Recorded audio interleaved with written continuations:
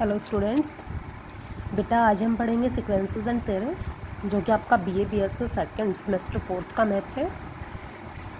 Paper BM 241 that is first maths होगा, आपका first paper होगा। ठीक है, सीक्वेंसेस एंड सीरीज जैसे नेम से ही आपको पता चल रहा है, सीक्वेंसेस एंड सीरीज के बारे में यहाँ स्टडी करेंगे। सबसे पहले बेटा आपका होता है sequences. What means by sequences, beta? A sequence is the function whose domain is the set of natural numbers and range can be any set. बेटा फंक्शन के बारे में हम सबको पता है, तो sequence is also a function. ठीक है, कौन सा function?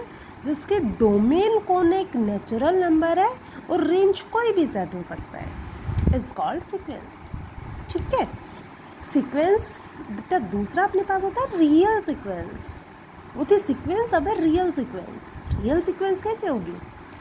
A sequence whose range set is the subset of real numbers are is called a real sequence.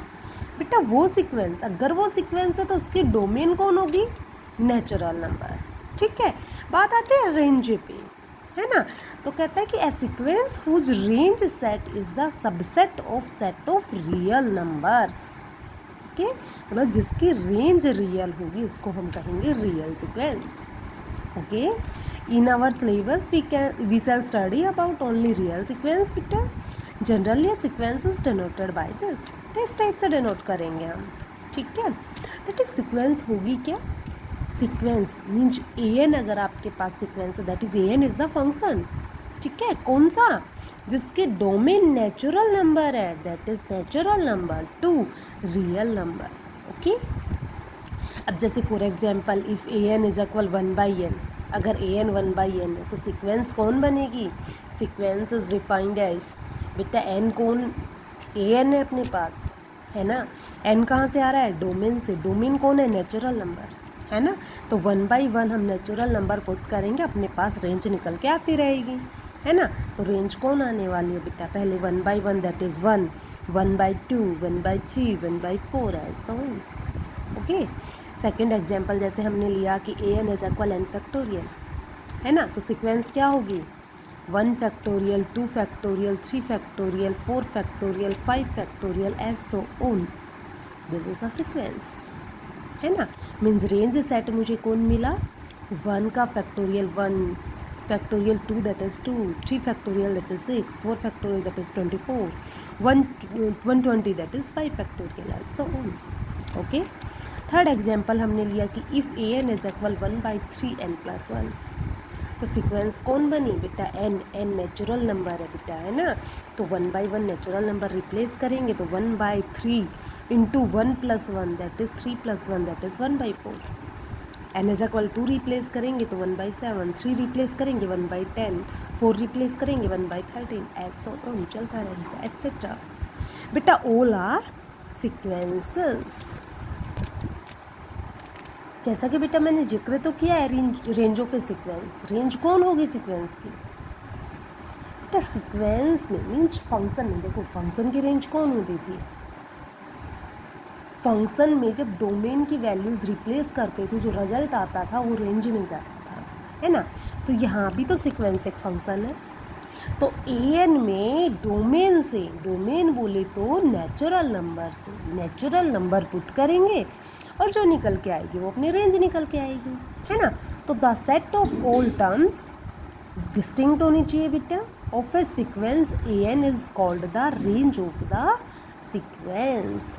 The set an where n belongs a natural number is called the range of the sequence this.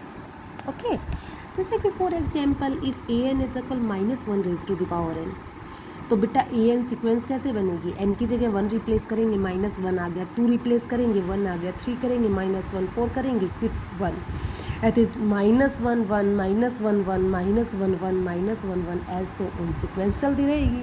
तो बेटा range set कौन होगा? भाई set अगर वो है तो set में तो एक ही बार लिखते हैं ना, नंबर को रिपीट नहीं करते ना। सेट की डेफिनेशन क्या होती है? Set is the well defined collection of distinct objects. Okay, तो यहाँ पे भी डिस्टिंक्ट ऑब्जेक्ट चाहिए ना बेटा, तो डिस्टिंक्ट ऑब्जेक्ट कौन हो गया? -1 8 1। ओके, नेक्स्ट अपने पास range set of 1/2 and this is also sequence, है ना। तो n is equal natural number replace करेंगे, रेंज आ जाएगी। दैट इज़ 1 का आ गया, 2 आ गया बेटा, 2 रिप्लेस करेंगे तो 1/4, 3 रिप्लेस करेंगे 1/6 ऐसा हो, ठीक है। ओके, इसके बाद बेटा एक इम्पॉर्टेंट नोट हमने लिखा है, और नोट क्या है, a sequence n has infinite number of terms but range set may have a finite number of elements. क्या बोला बेटा कि सीक्वेंस के पास इनफाइनाइट नंबर ऑफ टर्म्स हो सकती है, बट रेंज सेट जो है वो ज़रूरी नहीं है फिर इनफाइनाइट ही हो। रेंज सेट के पास फाइनाइट टर्म्स भी हो सकती हैं। ओके, जैसे बेटा इसमें जो अपने पहले एग्जांपल लिया था ए एन इज इक्वल -1⁻n, है ना। यहाँ पे हमने देखा बेटा इसके पास टर्म्स कितनी है सीक्वेंस के पास, -1⁻1, -1⁻2, -1⁻3, -1⁻4 ऐसा इनफाइनाइट नंबर ऑफ टर्म्स है ना। बट रेंज सेट में 2 ही एलिमेंट आए, -1 and 1, that is this is the finite number of element बेटा, है ना। ओके, सेकेंड नोट अपना है a n is equal b n. कहता है कि 2 सीक्वेंस बराबर कब होगी, जब a n is equal b n हो for all n belongs in natural number, means A1 B1 के बराबर हो, A2 B2 के बराबर हो, A3 B3 के बराबर हो, A4 B4 के बराबर हो, ऐसे। ओके, नेक्स्ट आता बेटा कांस्टेंट सीक्वेंस। कांस्टेंट सीक्वेंस जैसे नेम से पता लग रहा है, रियल सीक्वेंस में क्या आया था, जिसकी रेंज रियल हो, रियल सीक्वेंस। तो यहाँ पे कांस्टेंट सीक्वेंस है, दैट इज जिसकी रेंज कांस्टेंट हो, constant sequence. A sequence n defined by a n is equal C for all n belongs a natural number is called a constant sequence। बेटा A1 लोगे तो BC, A2 BC, A3 BC, A4 BC सब क्या आ रहा है C, that is this is the constant value, है ना। तो सीक्वेंस कैसी हो गई बेटा, कांस्टेंट सीक्वेंस। ओके, एग्जाम्पल हमने लिया कि सीक्वेंस AN इज इक्वल हमने 5 ले लिया, है ना। n की जगह कुछ भी रखे जाओ, रिजल्ट 5 आएगा। ओके, हाँ बेटा, तो क्या आ गया, thus an is equal C, that is constant, is an infinite sequence but its range is a finite set, which is singleton C, है ना। ओके, इसके बाद आता है बेटा bounded and unbounded sequence. Bounded and unbounded sequence, सबसे पहले आता है बेटा अपना बाउंडेड अबव सीक्वेंस। देखो बाउंडेड में भी कौन होगा, बाउंडेड अबव सीक्वेंस होगी, बाउंडेड बिलो सीक्वेंस होगी। अगर बाउंडेड अबव भी है, बाउंडेड बिलो भी है, तो हमें सीक्वेंस मिलेगी बाउंडेड, ठीक है। कैसे क्या होगा ये हम डेफिनेशन में देखते हैं बेटा। बाउंडेड अबव सीक्वेंस क्या होगी, बाउंडेड अबव सीक्वेंस मतलब जिसकी ऊपर से बाउंड हो, जो ऊपर से बाउंड हो उसको हम बाउंडेड सीक्वेंस कहेंगे। बेटा बाउंड कौन होगा यहाँ पे, रेंज बाउंड होगी। ओके, तो a sequence n is said to be bounded above if there exist a real number k such that an is less than equal k for all n belongs a natural number। कहता है कि an किसको denote कर रहा है, sequence के terms को, और हर एक नेचुरल नंबर के लिए। तो कहता है कि सीक्वेंस की हर एक टर्म लेस देन इक्वल अगर k से हो, अगर ऐसा कोई रियल k हमें मिल जाए तो सीक्वेंस बाउंडेड अबव सीक्वेंस होगी। ओके, और जो ये के होगा जिससे सभी लेस और इक्वल है उसको हम कहेंगे upper bound of sequence a N.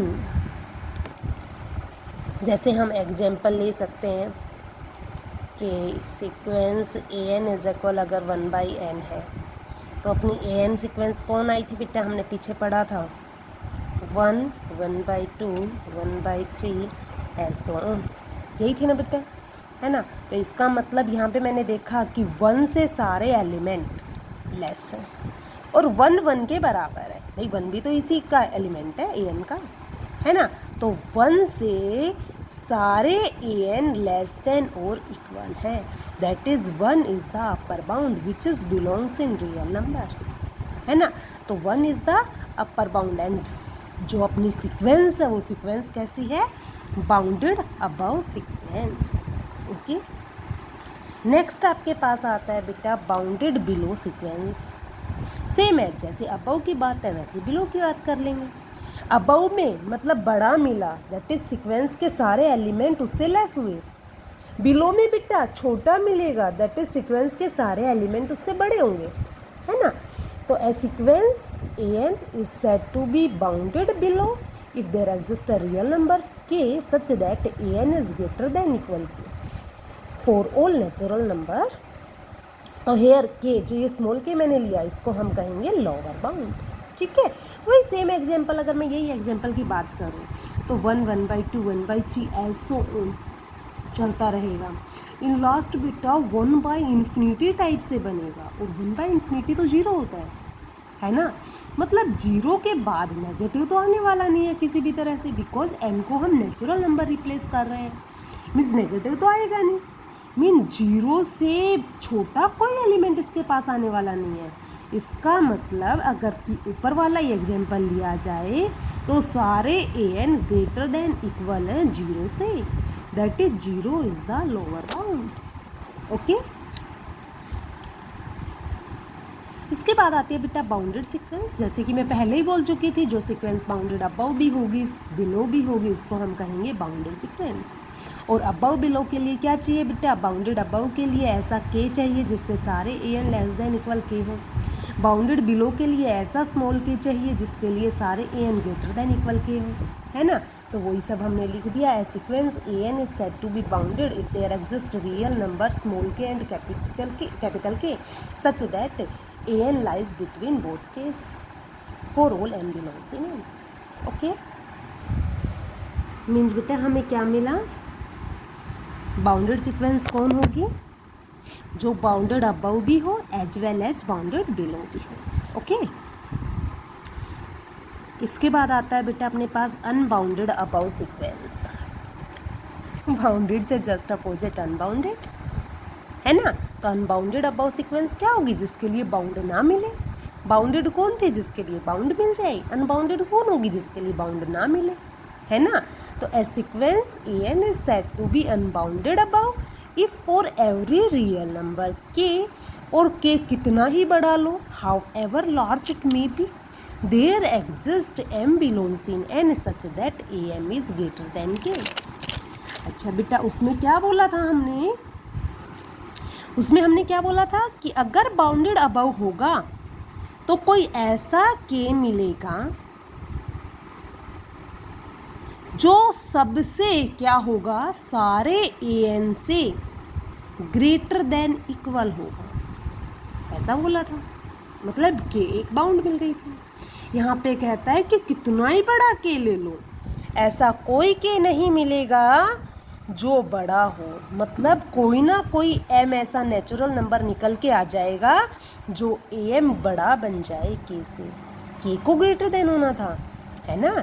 इसका मतलब बेटा अगर इसका उल्टा देखा जाए, ध्यान दिया जाए तो बेटा ये यही कहना चाह रहा है ना कि sequence a n is said to be unbounded above if there exist no any K या no any real number which gives a n is less than equal K, okay, ठीक है। मतलब कोई ऐसा नेचुरल नंबर निकल के आ जाए जिस पे सीक्वेंस की वैल्यू के से बड़ी हो जाए, तो के बेटा उसकी बाउंड तो नहीं बनेगी, है ना। तो जो सीक्वेंस होगी वो कैसी होगी, unbounded above, same as unbounded below sequence.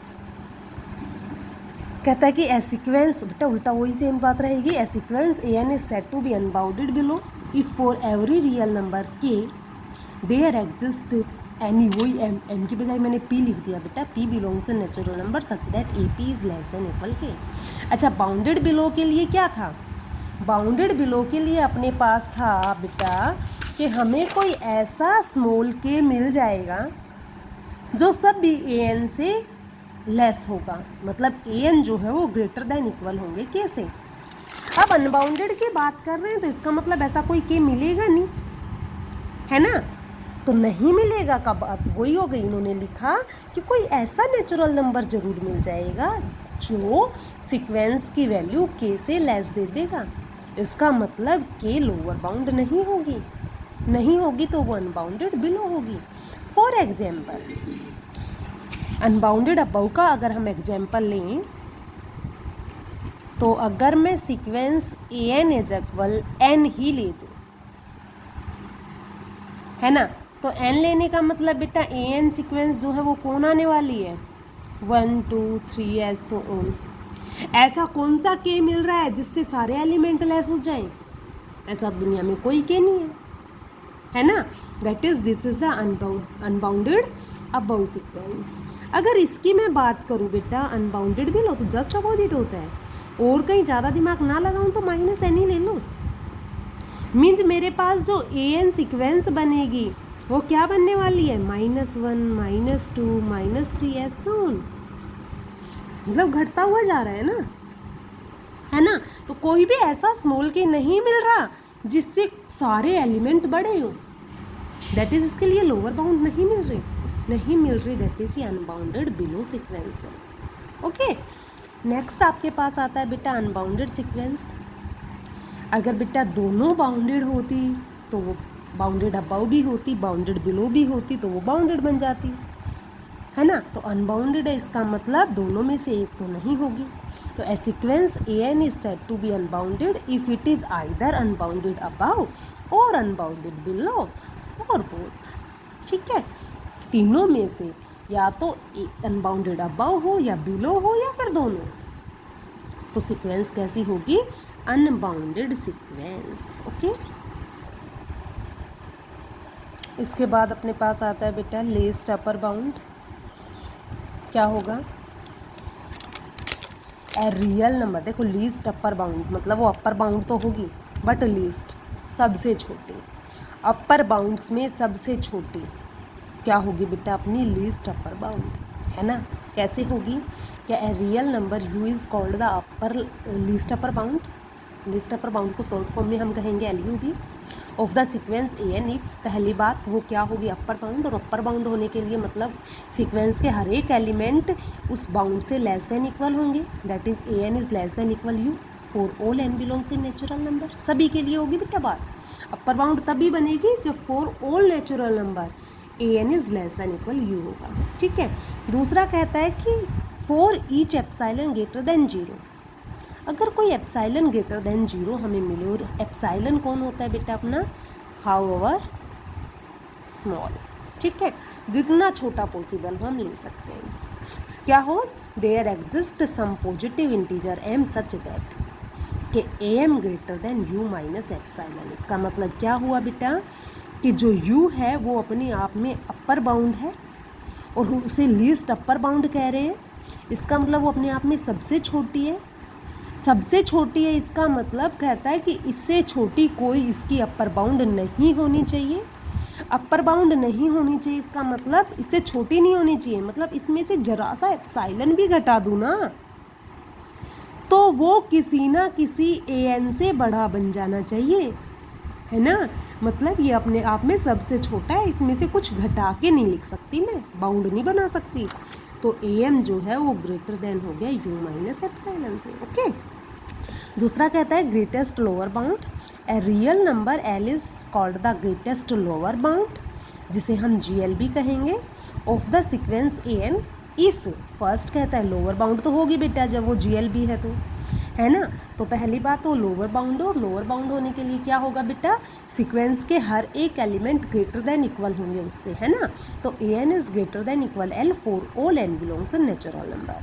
Second क्या कहता है बेटा कि ये सबसे ग्रेटेस्ट होनी चाहिए, दैट इज अगर ये सबसे बड़ी है, इसमें अगर जरा भी जोड़ दिया जाए, कुछ जरा सा भी जोड़ दिया जाए तो वो लोअर बाउंड नहीं बननी चाहिए। और लोअर बाउंड नहीं बनने का मतलब सीक्वेंस का कोई ना कोई ऐसा एलिमेंट मिल जाए जो उससे क्या बने, छोटा। ओके, तो क्या आ गया, for each epsilon greater than 0। Epsilon कौन है, हाउएवर स्मॉल क्वांटिटी।